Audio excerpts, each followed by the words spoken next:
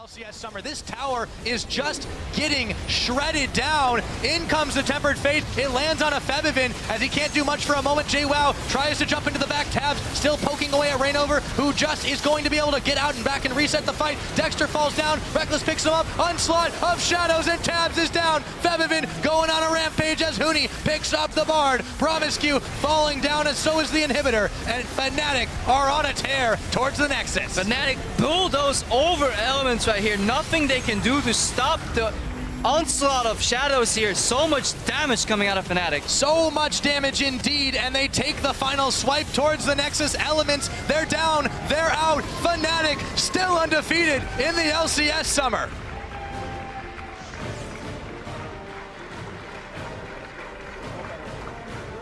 Yeah, smiles all around. Pretty close game, a weird game. Hard Very to track. strange. If you glance on it from the outside, at points in the game, you wouldn't really know that the goal difference was as big.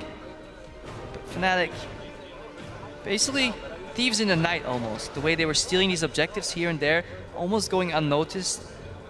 Magnifying that goal lead, and Huni here was behind a little bit early, and I can't stress enough how that early play on the top lane, where the spontaneous magical journey into a face check, and then Huni teleported in, he got double kill. Rainover with a beautiful flash knockup.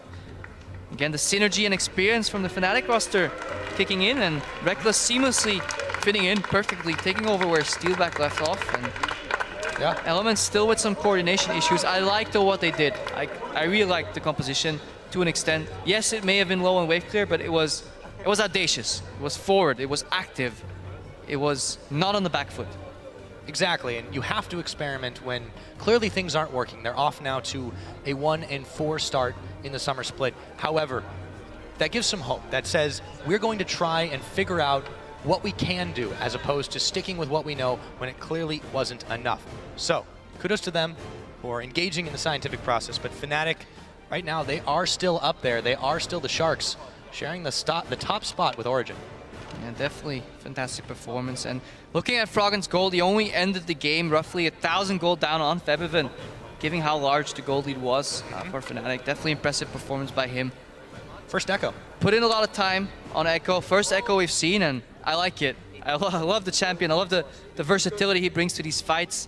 The outplay potential you have. You saw that Zonias into ulti.